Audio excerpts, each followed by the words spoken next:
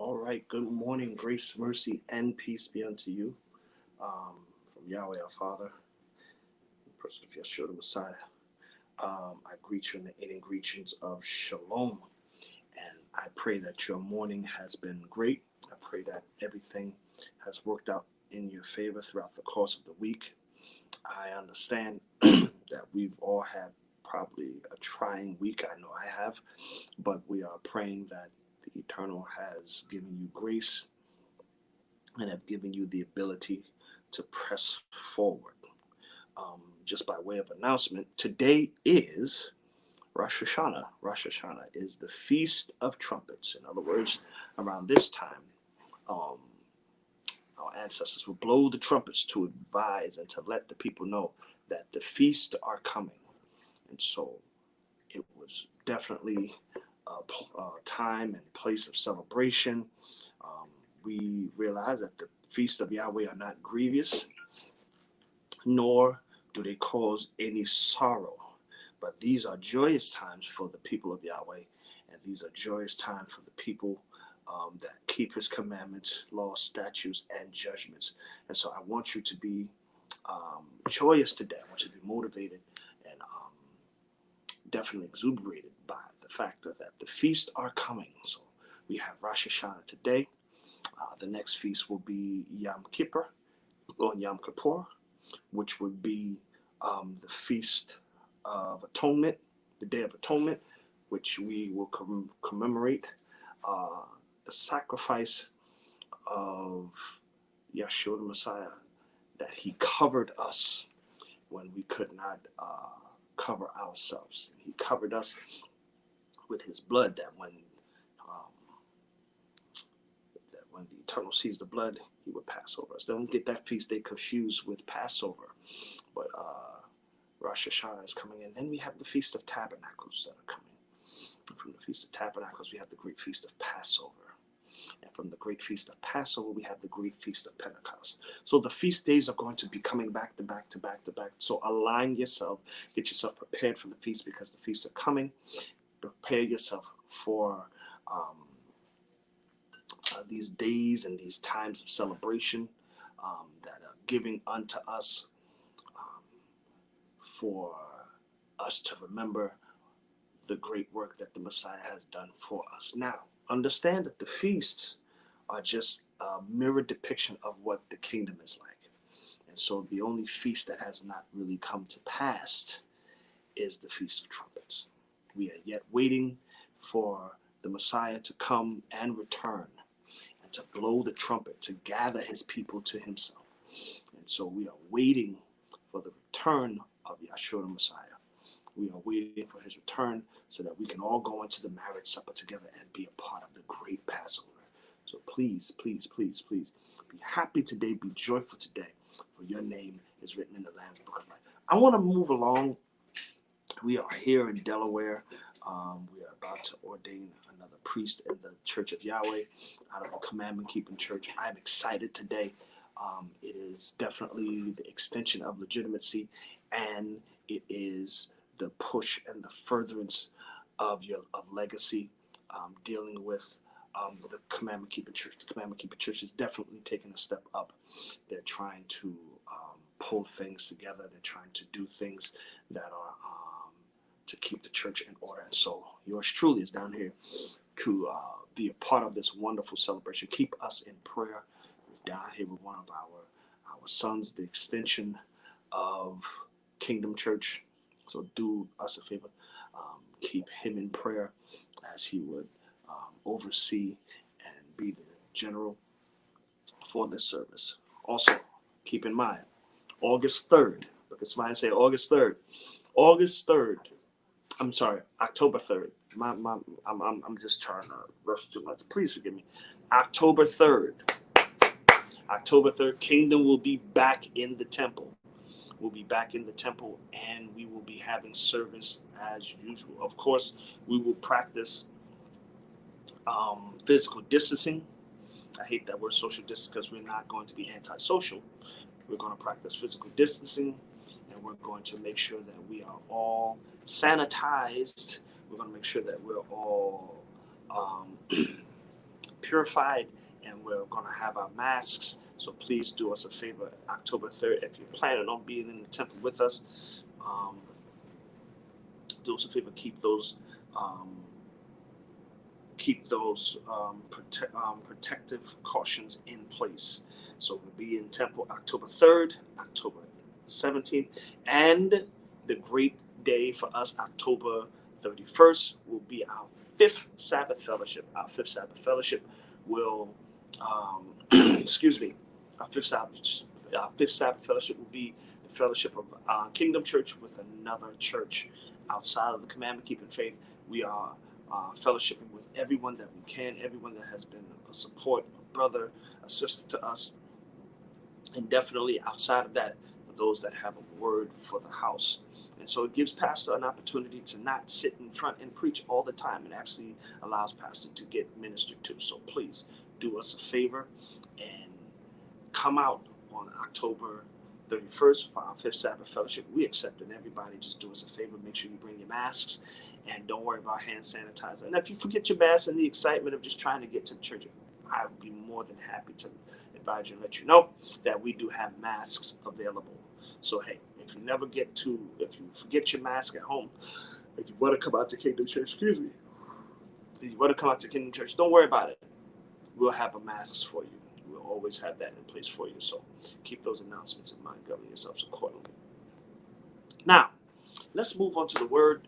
I want to minister this word to you and give you this word so that we can move ahead. I am on a time schedule. Unfortunately, I'm on a time schedule. I have to be in the temple today at 12. And so I want to have enough time to get dressed, get myself ready, get myself put together just for this service. I want to be in order, and I definitely want to be on time. All right, so your standard King James Version scripture Bible will be used for this particular text.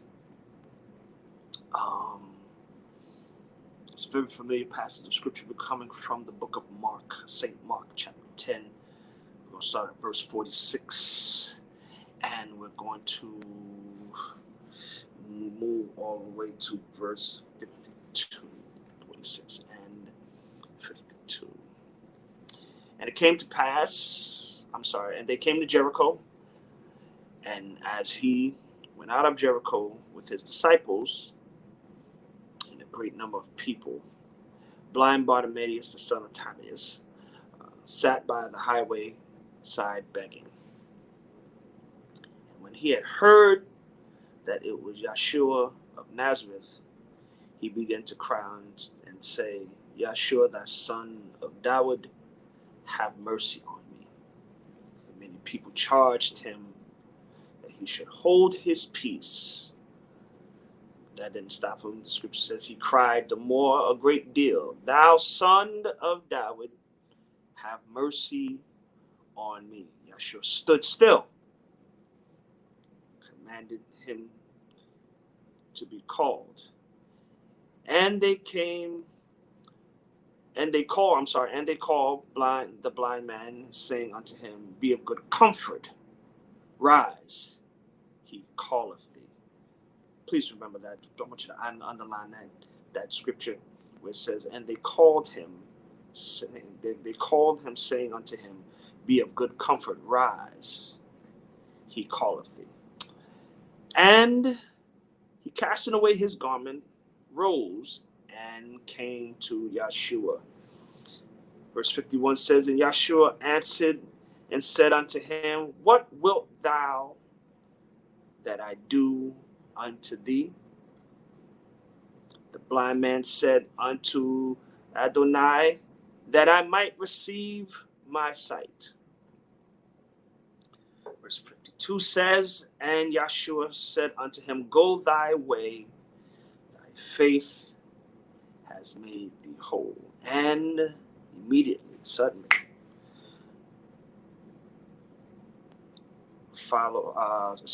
he received his sight and followed Yeshua in the way. I want to isolate and go back to the 48th portion of the scripture where it says, and many charged him that he should hold his peace. But the man cried the more a great deal, thou son of David, have mercy on me. And many charged him that he would hold his peace. And he cried the more a great deal, thou son of David, have mercy on me. I want to talk from a brief subject, a small subject, and nothing that exuberantly crazy. I want to talk from the subject, open your mouth. I want to talk to you from that subject, open your mouth. Here in the scripture, it talks about Yeshua the Messiah traveling to the city of Jericho, the same place where Joshua stood and commanded the host of Israel to scream, for God has given us the city, where the walls fell down flat and they took over the city. Came to that same place, pinnacle place that would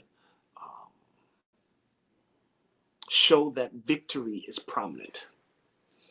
And if you would understand the way the Messiah works, the Messiah would actually bring you back to a place to where he would help you to understand that if I did it before, I can do it again. I can also mimic victory. Victory is not just one time. Victory happens multiple times. We have multiple things that we conquer. We have multiple things that we triumph over. And the funny thing about it is that sometimes we as believers often forget the power of God.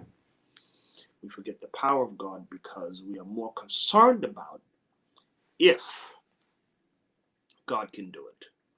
Or we're more concerned about what if God doesn't do it. Or we're more concerned about how much in the favor of God we are. We often put ourselves in places to where we don't believe that God will not hear us. So what we have to understand here in this passage of scripture, now as I move along most expeditiously, in this passage of scripture, it talks about the man called blind Bartimaeus, who was blind from his birth. He spent majority of his life, if not all of his life, in darkness. Isn't that something like some of us? Some of us were born in awkward positions, awkward predicaments. We were born in some messed up situations. We had good families, but we didn't have a decent place to live. Or we had a decent place to live, but we didn't have good families. Or we didn't have a decent place to live or a good family. We found ourselves bouncing from home to home, place to place. And so here, blind Bartimaeus, a man who has spent majority of his life in darkness, goes by something that he heard. Goes by something that he heard. He heard of the miracles that Yeshua was doing throughout the city. He heard of the miracles that he was doing throughout the country of Judea and Jerusalem and of Nazareth. He heard about the miracles. He has not physically witnessed Yeshua's mercy and the miracle that he wrought, but he heard about it. And the problem, it's not a problem, let me recant that. And the thing about that is a lot of us, we know the power of God because we witnessed it for ourselves, but yet and still we find it hard to believe. And so the scripture goes on to say that he heard Yeshua coming through Judea. He heard the man that has raised the dead. He heard about the man who has healed the damsel. He's heard about the man that has done great miracles in the sight of people, which has caused people to sing the praises of God, because no man can do these things unless God be with him. So we have to understand is that the man heard that Yeshua was passing through the city, and he knew that he could not physically see him. He knew he knew that he couldn't physically see him. So his natural thing is to reach out and try to touch. Now, the scripture doesn't say that, but I'm just going, follow me here. I'm going somewhere. He probably tried to reach out and touch the Messiah and couldn't touch the Messiah. He probably tried to smell him out using all of his five senses. But the last thing that he had was his mouth. The scripture says that he called out saying, Yahshua, thy son of David, or thy son of Dawid, have mercy on me. What we have to understand is that he realized that this might be the only opportunity that I might have in order to get in touch with someone that is able to help me through my situation. This is the only time that I have left. This is the only place that I would have this moment, this section in my life to where I can get in touch with someone that can heal me, or that has healed many in the past. Now, here's my opportunity. Here's my moment. And so the scripture goes on to say that people that were surrounding Yahshua tried to keep him from opening his mouth. They said, hey, listen, he's doing something with us right now. Keep quiet. What we have to understand is that when you are in need of help, when you are in need of assistance, when you know that you are in need of something, people will try to keep you quiet because they know your situation is bad. They know that you've been there a long time. And because your situation is bad and you've been there a long time, they themselves don't believe that you are capable of doing anything better. Or they don't believe that you have the capability of coming out of your situation simply because you've been there a while. And what we have to understand is that when people are crying out for help, when people are trying to get help and get delivered and get set free, what we have to understand is that we cannot be insensitive to the needs of the people. For the scripture tells us that his arms are not too short to where he cannot save us, and his ears are not too heavy to where he can't hear. And so what we have to understand here in this passage of scripture, the scripture says that when the people tried to shut him up, the scripture said that he got louder. The scripture said he opened his mouth, and no doubt in my mind, he probably stood up and started banging his cane, and he started stomping and jumping up and down. And the scripture said he called out more, a great deal. What you have to realize and understand is that it may not seem like Yahweh is listening, but if you would open your mouth a little bit louder, I know they teach us, hey, if God is God, we don't need to scream, we can keep quiet. But if you would open your mouth, you actually let hell hear that you're still alive. And so what you have to understand is that the scripture says that the man opened his mouth even the more. He screamed and hollered even the more. He made a radical noise. He just went crazy because he knew that this would be the only moment that I can get in touch with God. This is the only moment that I can get God to listen to me, simply because now I know he's around. Isn't it good to know that God knows that you know that he's around? And so no doubt in my mind that Yahshua was walking at a reasonable pace. He wasn't trying to rush through Jericho, but he was trying to move his way through Jericho in a way for him to be noticed. Isn't that crazy? The scripture said that he was surrounded by a crowd. Everybody was surrounding him. Everybody was around him. And out of everything that he can hear in that crowd, he heard that man. Woo! I'm in a hotel room. I can't make too much noise. They'll call downstairs. But if I could scream and holler, look at somebody and say, God knows my voice. And so understand that the scripture says now that Yahshua was able to identify blind Bartimaeus' voice. He identified the voice, and he said, bring him to me. He told the people, the same people, listen to me, watch this. This is where the revelation is. The same people that told me to shut up now wants to be a part of my deliverance. The same people that told me to be quiet now wants to be a part of my breakthrough.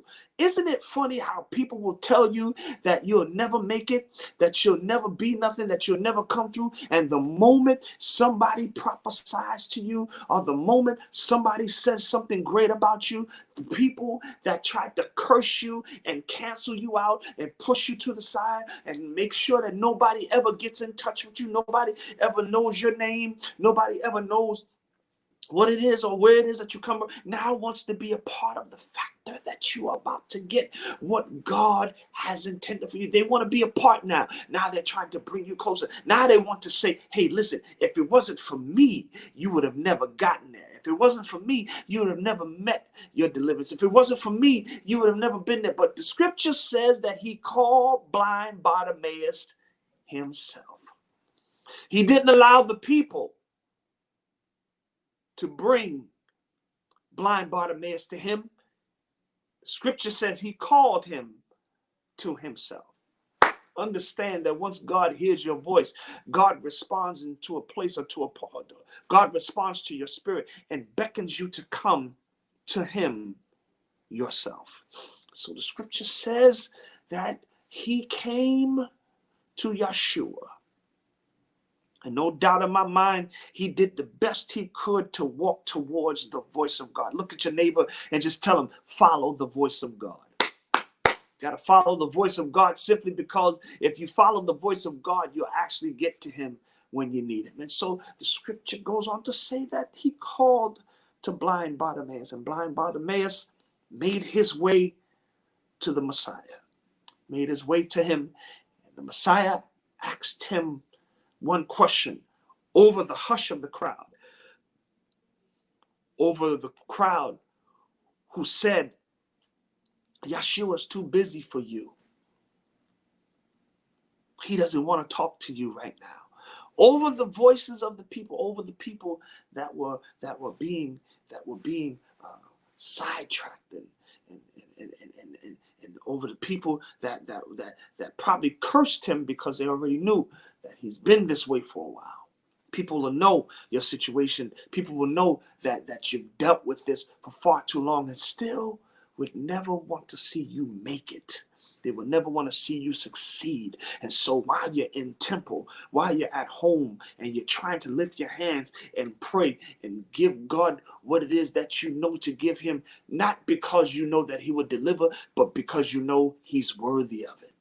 So understanding this, the scripture says that he called blind Bartimaeus to himself. He didn't need anybody to bring blind Bartimaeus to him. The scripture says that he called blind Bartimaeus to himself. And when he called blind Bartimaeus, watch this revelation, watch the revelation. The scripture says that he arose and came to Yeshua after he cast away his garment.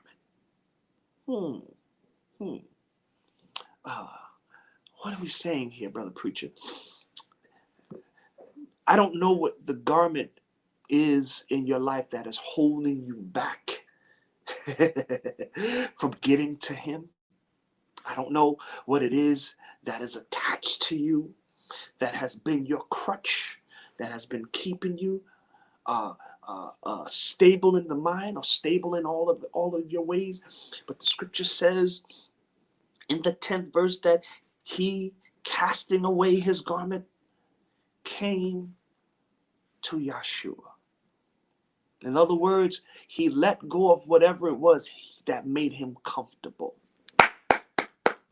He let go of whatever it was that gave him comfort in the fact that he was blind. He didn't want to hear any more excuses about being blind. He let go of the thing that held him to his blindness. That garment probably kept him warm at night because he couldn't see his way to make a fire. Y'all don't hear me in here. He had to cast aside that garment that probably shielded him from the sun because he couldn't find a tree. Y'all don't hear me. He cast away that garment that would cover his face instead of him being able to find shelter in the midst of sandstorms and inclement weather. He casted away the thing that protected him during the time of his affliction. So the scripture says, casting away his garment, he knew that he wouldn't need it anymore. He said, now I know that if the Messiah is calling me to him, I'm not going to need this garment to keep me warm anymore, because I'll be able to start my own fire. I'm not going to need this garment to shield me from the sun. I'm not going to need this garment to keep me warm. I'm not going to need this garment anymore to keep me from the elements of life. Now I'll be able to defend myself. The scripture says that he came to Yeshua. He came to him, and Yeshua said, what wilt thou that I should do unto thee? The blind man, with all faith, with everything that he had left, because at this point, it's either all or nothing. You need to tell somebody that in your house. It's all or nothing from this point.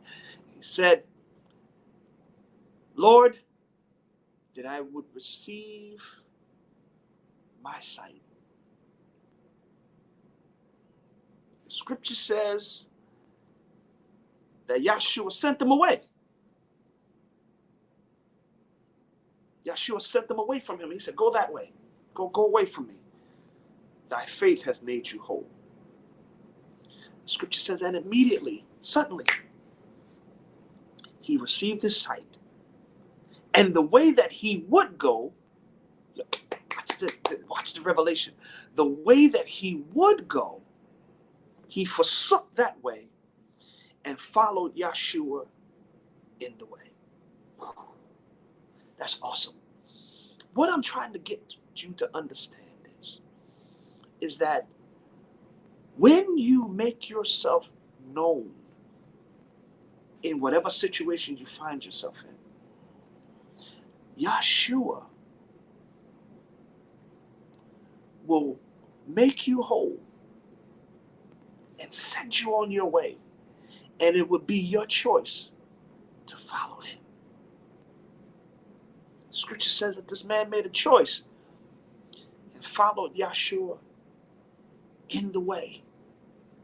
In other words, wherever Yeshua went, he went. Because he realized that the source of my strength, the strength of my life, is in Yeshua the Messiah. Scripture said that he would have never been healed.